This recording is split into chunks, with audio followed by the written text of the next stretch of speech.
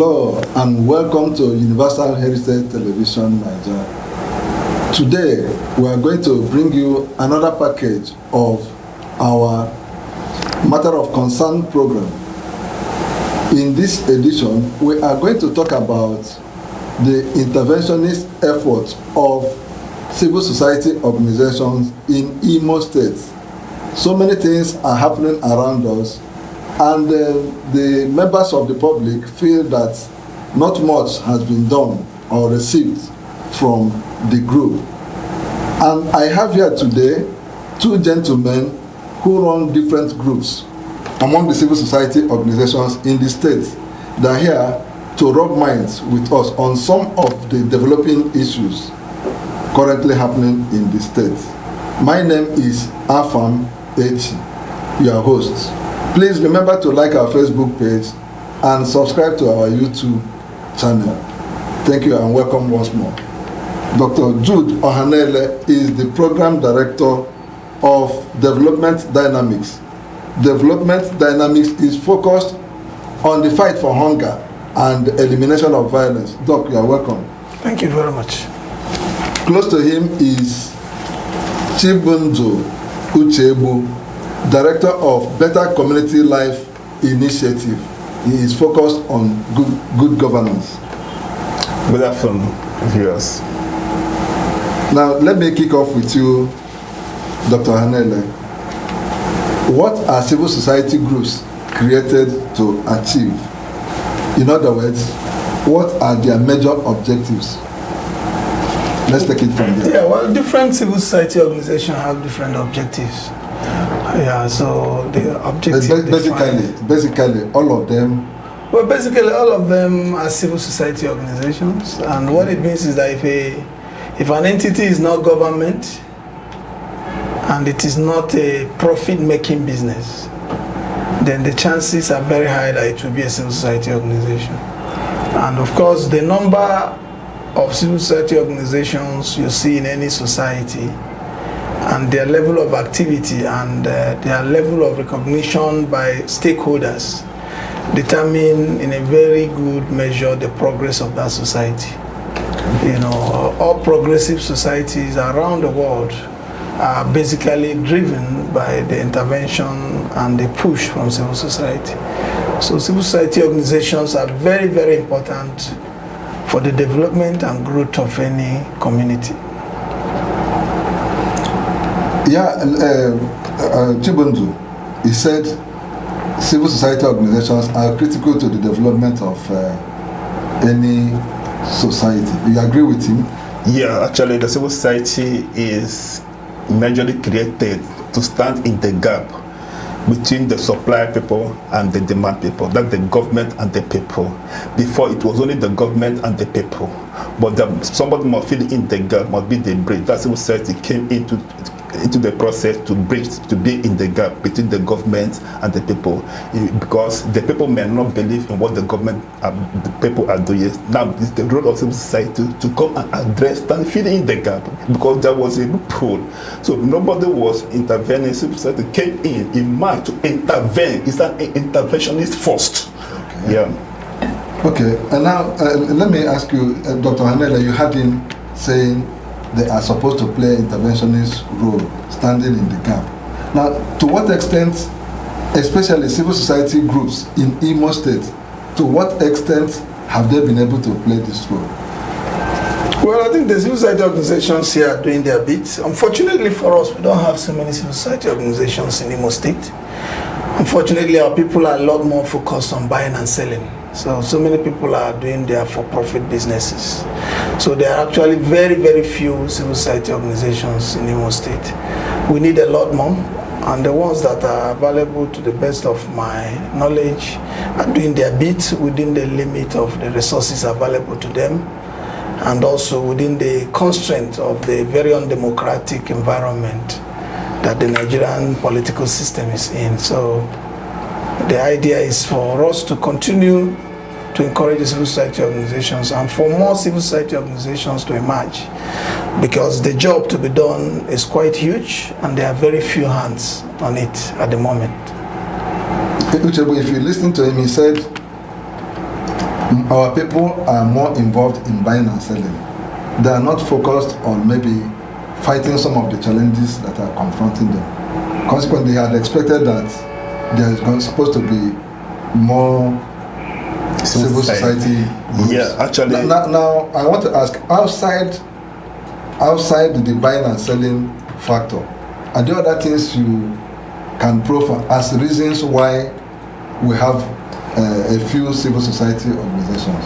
Okay, let me construe the position of Dr. Judo Hanele here, saying people are more into buying and selling. Maybe it's not people in the cuckoo or on a main market doing business of buying and selling. Maybe there are many civil society organizations in Imo State, but only few are really civil society organizations. That is the way I construe what Dr. Hanele, because we have over 1,000 civil society organizations here in Imo State. Yeah, that should be sufficient But enough only less than make 10, an impact. only less than 10 civil society are working.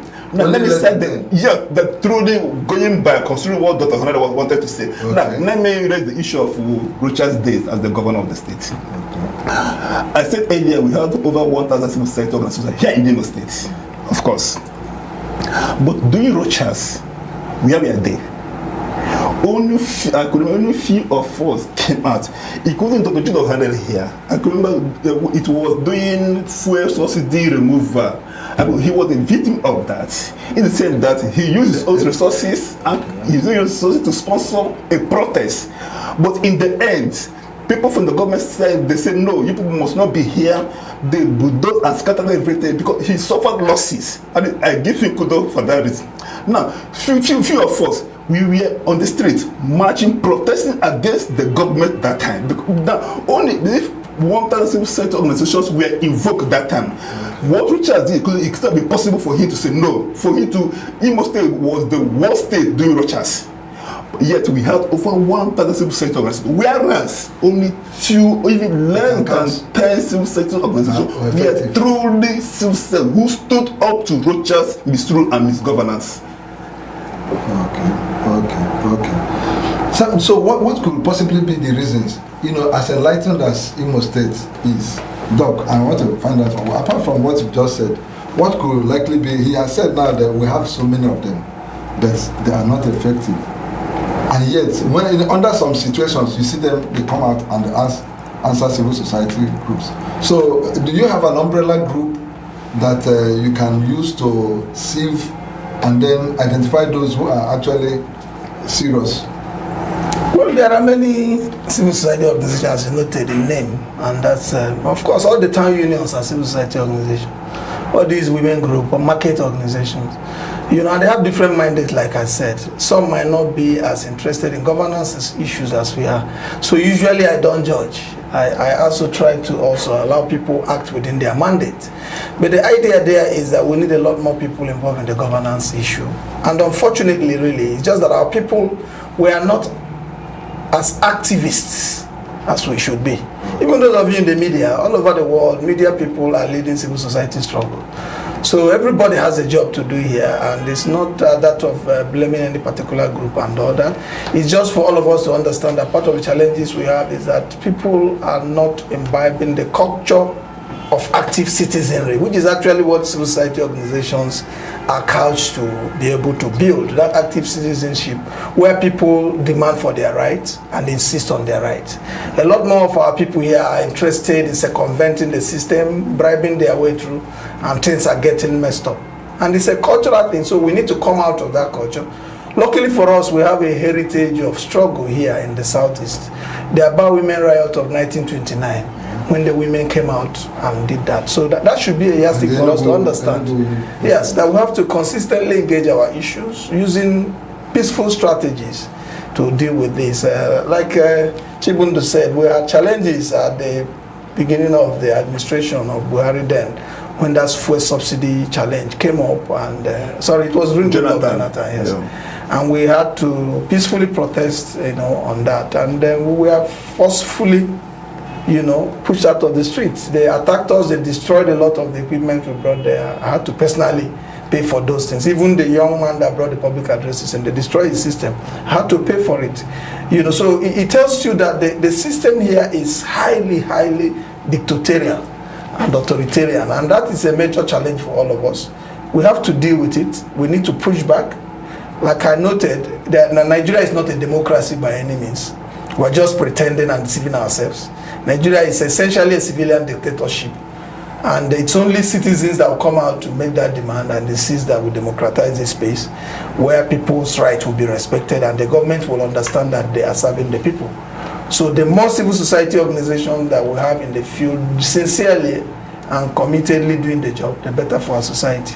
The less we have, the more the society will remain in this moribund situation. Okay, sorry about the brutality you suffer from the hands of the government, but I hope that has not discouraged you from going ahead with your objective. I mean, your civil society. How would that discourage us? We are still in the field, and I mean, good governance is good governance. Doing the right things are clear. The law of the land is very clear, and whoever violates the law of the land is messing up the system and should be punished for that. So we remain consistent in our commitment to due process and good governance. But wherever it's not happening, we will note it clearly. And there's no two ways about it. And the reason our people are suffering is because we have not imbibed the culture of doing things the right way based on the law. And until we get to that, we'll continue to wallow. One major example for the entire Southeast is the issue of local government councils that should be democratically elected. We'll continue to talk about that. You and I know that the local government councils across this Southeast are not governed by democratically elected people. And that's why there is a lot of impoverishment at the community levels, in the rural communities. Because the job that is supposed to be done there is not being done because the state governments have trapped all the money. And there's no how we can move an inch as a people, no matter how we pretend and deceive ourselves. Then we can't move. So this country is in dire need of total change of gear. I mean, total change of gear. There is no two ways about it. And it requires people. Sure, people have to speak out using different channels. They have their town unions, the town hall meetings, the community meetings, so that you stop singing the praises of these people that are bringing down our society. We need to tell them that the right things have to be done. The Nigeria need to move towards a democratic nation, and it has to happen at various levels. And for us, our major interest is the southeast of Nigeria. That the people who are claiming to be governing the southeast of Nigeria need to move this place towards democracy. And that is not happening at the moment. It has never happened since 1999 that we started this pretense around democracy, which is mere civil rule. You know, so we need to be able to take it to the next level as a people. And the truth is that those in government today, by the time they turn on edge, you find out that they'll find themselves in civil society. That's why you see, basically, because at the end of the day, when the system start dealing with them, which will happen, they will now realize that there are certain issues they need to have addressed when they were in office. So that's why we're calling on everybody. They come back, set up civil society groups to... Basically, to still begin to engage the system, or even begin to talk to people in civil society to come to their aid when the issue starts, coming down to them. So let nobody think that he's an island, and let nobody think that he's immune to a very destructive society that we're building. Everybody will be caught up, because when the chips are down, when the tenor changes, you now discover that you come to the receiving end. So the area we all realize that it's our collective duty to make this space democratic, make it progressive, the better for all of us. Okay, that is well taken. So I want to ask you, Chibundu, what are the ways the civil society groups have been able to engage government? You know, you cited what happened during the fuel increase, and then the brutality that came from the government. Then has there been any other active participation of civil society groups? Any other way they have been able to engage the government? Yeah, actually what happened that time was advocacy didn't work. Civil society organizations have many ways and approaches to engage the government. One, advocacy, tete-a-tete, one-on-one. Whereby advocacy doesn't work, maybe press releases would work. Whereby press releases do not work, maybe protest, which is democratic. Dr. Hanade was saying Nigeria is not a democratic country, and nobody can protest freely, because I know where he's coming from. He started what happened to him. He was democratically and freely protesting. Somebody from government came and molested him. Maybe that is the angle he's coming from. But to an extent, Nigeria is a democratic nation. Then whereby people are free to protest. Yes, people are free to protest. We are not taking advantage of that opportunity. That's what he said. Yes. Then you can use litigation to address the government. That is why some of our colleagues in Abuja, let me not start Abuja, even during Rochas, when we were here, we filed series of court cases, series of litigations against Rochas, but unfortunately, he never obeyed one single court order. Maybe that is area he's coming from again. Again, in the year 2020, when federal government wanted to borrow $22.something billion to fund certain projects in the country, carefully excluding Southeast, and doing the repayment, which must come. Southeast is going to be part of the repayment. As civil society, we didn't fold our hands. We started our kickback, we started our protest, and it was during lockdown, either June, July, the year 2020. We defied that lockdown, going from one state to another, addressing the media, issuing press conferences in Enugu, in Ebonyi, in Anambra, trying to instigate the citizens to rise against this injustice. And in the end, we use litigation to stop federal government from accessing that fund till today. Federal government has not accessed that fund. So there are many ways civil society can engage through advocacy, through protests, through including litigation. These are democratic standards and processes. Yeah. Doc, you listened to him, you heard what he said, the various approaches. So many things have happened, are still happening in our state right now.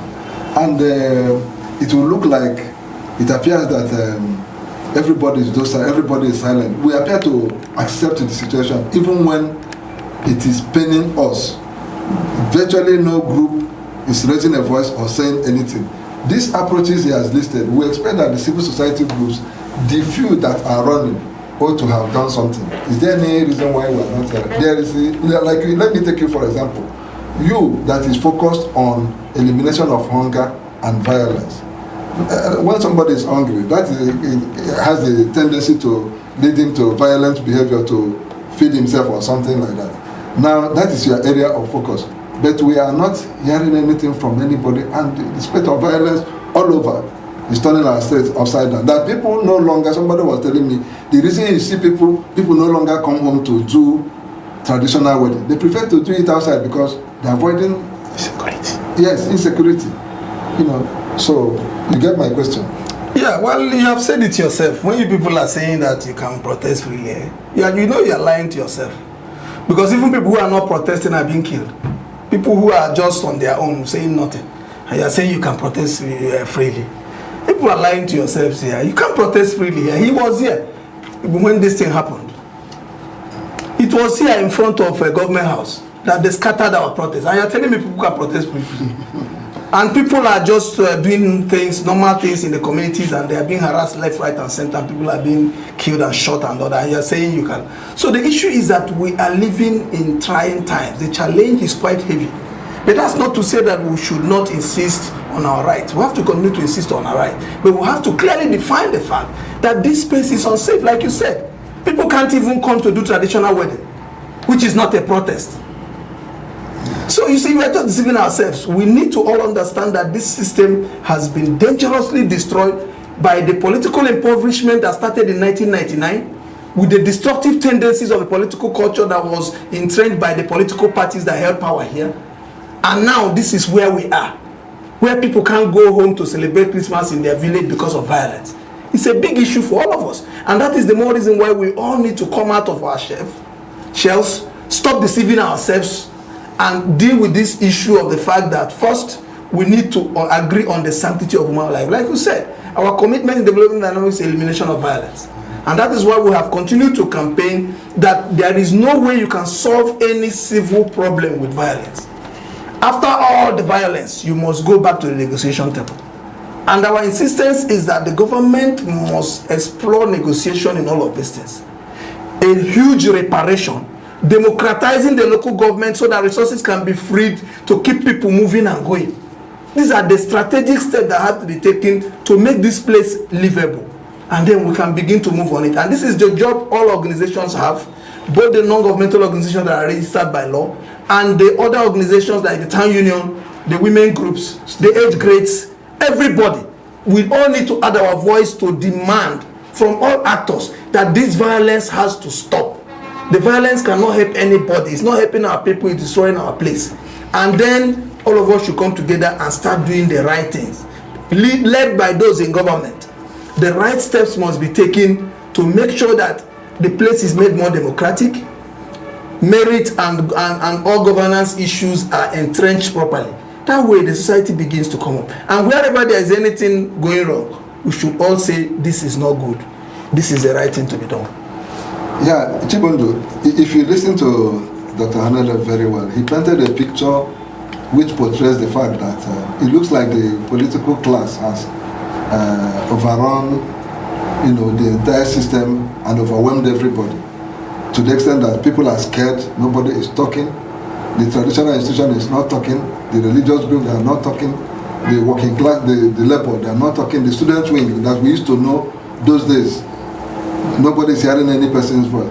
Now with this scenario, where do you think, can you make a projection where this can lead us to? Yeah, actually we have to change character. It's an issue of personal character here, or individual character. It's not entirely the problem of the system.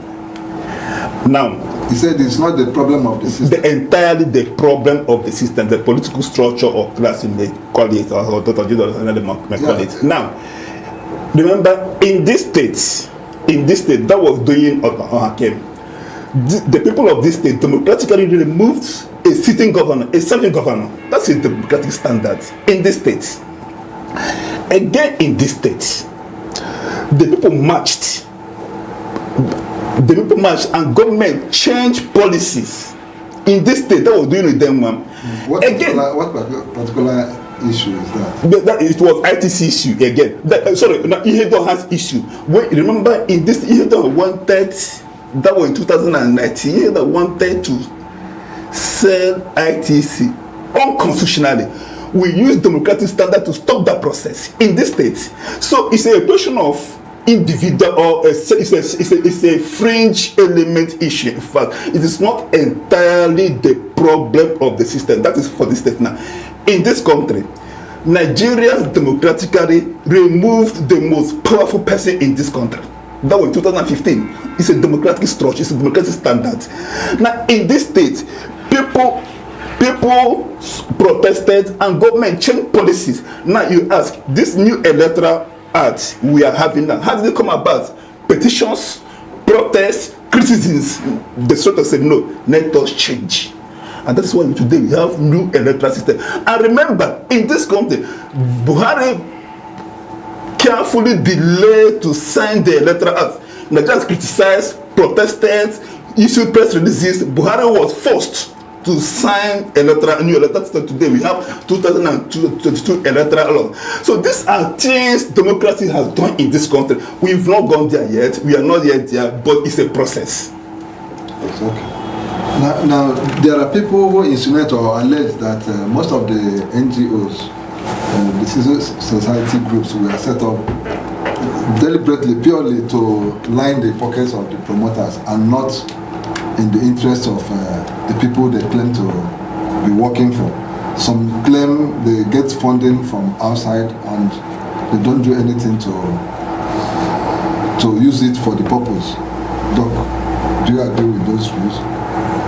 Well, I don't know anybody outside that give you money to put in your pocket. So for those who are saying that, they can as well go and get some themselves and put in their pocket. These things are easier said, I mean, they don't make any sense to me. Most donors around the world, they will insist on standards, and you can't just take their money, because most of them didn't just pick the money on the street. So I think that is a very lousy comment that people make, which I don't have much regards for. But to the extent that different groups and organizations are making their effort to improve on things, it's really not easy. Even the so-called donor funding across the world is drying up. So that's why you see lower activities, and other countries are funding their own interventions. The people who are privileged in society to have made some money contribute. Their diaspora groups contribute to sponsor the activities that go on in their countries in terms of civil society engagement, and we don't have so much of that. That's why, but that's part of the reasons why the system here is slow. So this whole issue of people putting money in their pockets, a very lousy argument. I don't know much about that. I've not seen anybody that has given people money to go and put in their pocket. It's okay. Timothy, let me challenge you again. You are part of those who ensure good governance through your group. We do know that the civil society groups are part of the government bodies that help to draw the budget. Now, I don't know to what extent you people have been able to represent the interests of. Can you tell us how this is? Okay, actually, because there are issues, against the civil society groups. The governments have not been able to do one or two things right. They will pass a budget. They will present a budget in the House, and they will pass it the next 24 hours without giving the public the benefit of public. And the budgets are not even discussed. Then, what is the extent of representation of the public in that budget? Like you people are part of those who help to draw the budget. So, what do you tell us? Okay, budget is a process. That's what's called budget and budgeting. You have preparation stage, you have discussion stage, you have audit stage, implementation stage. At the moment, 2023 IMO budget, we are at implementation stage now. During the preparation stage, I represented civil society organization. I am one Dr. Gentry Kerego. Two civil society organizations represented civil society organizations. The community people represented. They had President General Rasif, about three of them, each drawing from one of each of the senatorial zones in the country, in the states. Yeah, I can remember 2 years ago. It didn't happen. In this 2023 budget. In 2022 budget, I monitored community people. Personally, I said this is a self-funded. Let me say that. When you say some people, some civil sector organization will get donors money and put it in the pocket, saying that he probably addressed you. But personally, I use my own private funds, organizations fund. I raised, people in the organization contributed and raised. We went to several autonomous communities in these states, guiding community people, and then we are preparing their budgets, putting their needs, what their ends, what they want government to capture for them, so that they will be properly represented in 2022, not 2023, 2022 budgets. And those needs were captured. They were signed into law, but unfortunately, few of them were implemented. So in the preparation stage, I don't think we have problem in that. But where we have major issue is implementation stage. During 2023 budget, I challenged the Accountant General of the state that the people need, now you have gathered their needs. The people must be part of this process, implementation stage now. Not that you have released funds, you implement it, and you ask the people to go and monitor. I ask them, at the process of releasing funds, get the people involved. So they will know the actual amount released for this project. They know who the contractor is and the timeline equally. So that they will be able to follow up, not when you have executed the project, you ask them to go and monitor what, which is not like monitoring. You are being reactionary in order to make the people to be proactive. When you want to release funds for a particular project, get them involved. Get us involved. Get the entire society involved. And that will raise what is called transparency. And that is equally what is called accountability, because there must be accountability and transparency in budget implementation in the entire budget process. Because outside the constitution, the next most important law we have is budget. Because the constitution explains the roles of government, and the government cannot function without money. That is the area budget comes in. Therefore, the people, taxpayers, because the government doesn't own any one naira, The people in the community, you and I, they are the ones that are bringing money, sustaining government, surviving government, so that government must let them know before government makes use of their one naira. Let me cite this man, that Bush Jr., when he was president, he said, taxpayers' money, either you spend it carefully or you don't spend it at all. Okay, yeah, we've had you. There is what you have pointed out. And again, let me still add this thing. You see, civil society will not do everything. He said earlier, during the introductory part of this program, said they will do their bit. Now, executives, I praise them in fact. I mean the executive branch of the government. Because I said budget is a process. The executive will do its bit, the legislature will do its bit. Now, executive did a good job.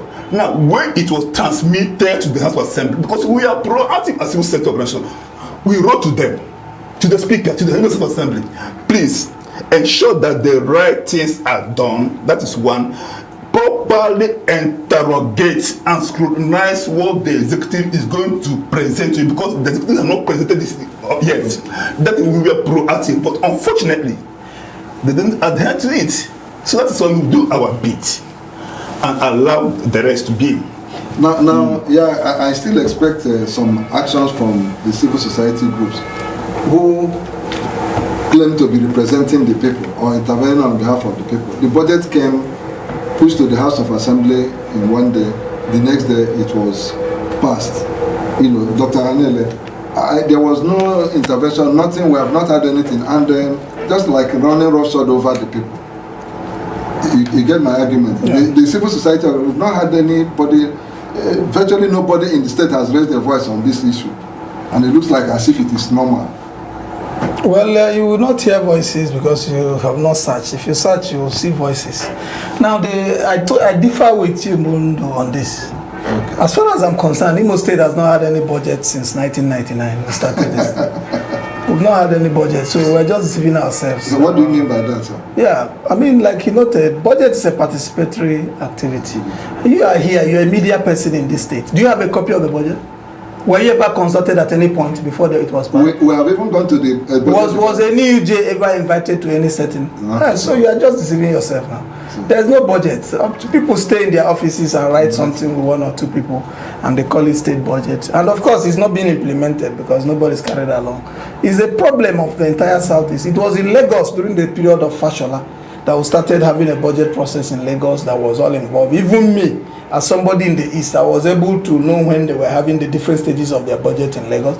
After the budget is pushed to the House, everybody follows conversation. When the budget is passed, the copy that was passed and assented to is put on their website, and everybody follows it. And after 3 months, they will bring the performance review. You know, all those things are not happening here. So we're just deceiving us. That's why I told you that we are not doing any democracy. Let's just understand that, because if the young people in primary and secondary school are not made to understand that their country is deceiving itself that it is practicing democracy, it is not. Democracy is a way of life. It's not, and it has its tenets. And one of them is to have a budget. And this budget is provided for in the Constitution by law. And the budget has a process. And it is a law. So when you violate that law, it's an offense. Somebody can be impeached. Whether you are governor or you are commissioner or whatever, you can be removed from office as a commissioner for violating the budget. And you can be impeached as a governor for not following the budget. But you see what we are doing here. People are doing what they like. Projects scattered over the place. Roads are uncompleted for months and years. Resources are wasted. They will pour sand. Rain will come and wash it away. They will pour another one. With whose money? So if you look at it critically, you know that we are at ground zero. And that is the first thing we need to know. We need to all come clean and tell ourselves the truth that we have messed up with our society. We have wasted our resources, but there has to be a stop to it. And they need a set of leaders that will say, now, from today onwards, we are going to change this system and we are going to make it better.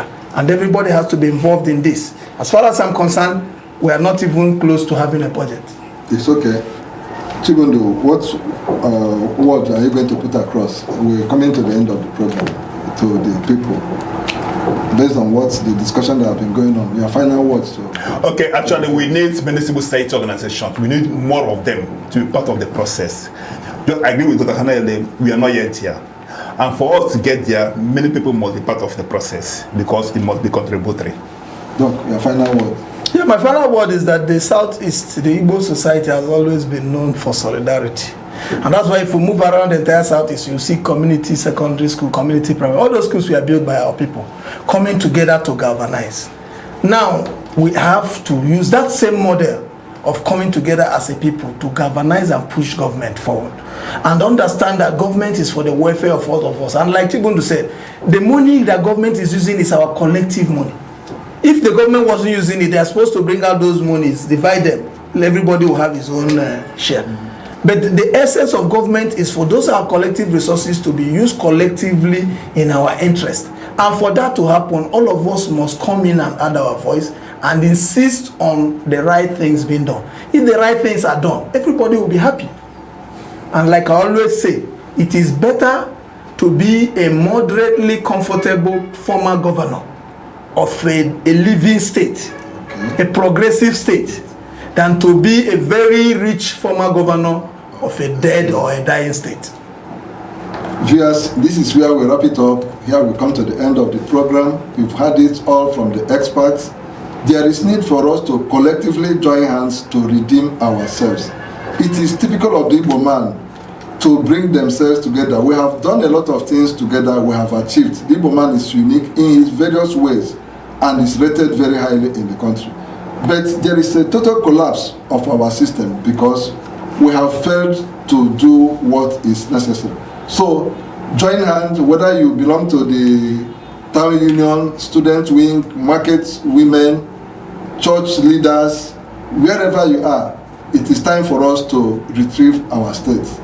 Thank you, gentlemen, for coming. Doc, thank you for coming. Thank you very much, and thank you, viewers. Thank you. Dear, here we wrap it up. Thank you all. Please remember to like our Facebook page and subscribe to our YouTube channel. My name is Afam H. Thank you for coming.